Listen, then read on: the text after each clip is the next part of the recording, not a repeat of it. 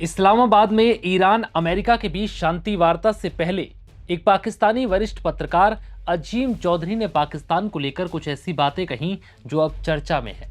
दरअसल पाकिस्तानी पत्रकार ने अपने ही देश की आलोचना कर उसे अमेरिका का पिछलग्गू बताया। अजीम चौधरी ने कहा कि पाकिस्तान ने ये इमेज खुद बनाई है क्योंकि अमेरिका का इस्लामाबाद में बहुत ज्यादा प्रभाव है। दरअसल अजीम चौधरी ने पाकिस्तान के कमर चीमा के साथ बातचीत में कहा कि पाकिस्तानी लीडरशिप की दुनिया में कोई हैसियत नहीं है, यानी कि उसका कोई कद नहीं है।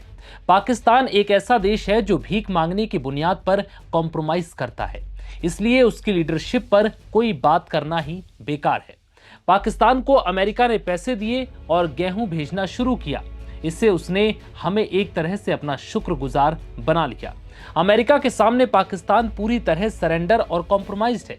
पाकिस्तान में अमेरिका की मर्जी के बगैर कोई सरकार नहीं बनती और पाकिस्तान की मौजूदा शरीफ सरकार भी अमेरिका की मर्जी से चल रही है। अजीम चौधरी ने यह भी कहा कि इससे पहले की कई सरकारें भी अमेरिका के इशारे पर चल रही थी। उन्होंने बताया कि पाकिस्तान बहुत पहले कह चुका था कि हम उस देश के साथ चलेंगे जो हमें मदद करेगा और हमारी हिफाजत करेगा।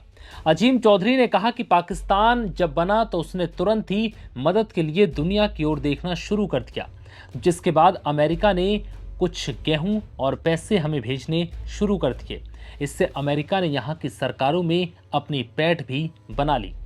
अजीम चौधरी ने कहा कि पाकिस्तान ने एक देश के तौर पर अपना वजूद खो दिया है और अमेरिका के सामने सरेंडर कर दिया और आज तक कॉम्प्रोमाइज्ड है। पत्रकार अजीम चौधरी का ये बयान इसलिए भी और ज्यादा सुर्खियों में है क्योंकि उन्होंने कमर चीमा के सामने ये बात कही जो आईएसआई के बेहद करीबी हैं। दरअसल अजीम चौधरी ने ये बयान ऐसे वक्त पर दिया है जब शनिवार को ईरान और अमेरिका के बीच इस्लामाबाद में शांति वार्ता होनी है। पाकिस्तान वैश्विक स्तर पर इसे अपनी कामयाबी के तौर पर पेश कर रहा है, तो वहीं दूसरी ओर अजीम चौधरी ने पाकिस्तान की विश्वसनीय देश वाली पहचान पर ही सवाल खड़े कर दिए हैं। बता दें कि ईरान अमेरिका शांति वार्ता के लिए पाकिस्तान ने पूरी तैयारी कर ली है।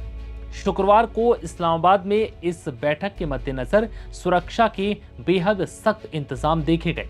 अमेरिका की तरफ से इस बैठक का प्रतिनिधित्व करने उपराष्ट्रपति जेडी वेंस और ट्रंप के सबसे करीबी पहुंच रहे हैं, जबकि ईरान की तरफ से इस बैठक में कोई शामिल होगा भी या नहीं, इसे लेकर अब तक कोई स्पष्ट चीजें सामने नहीं आई है।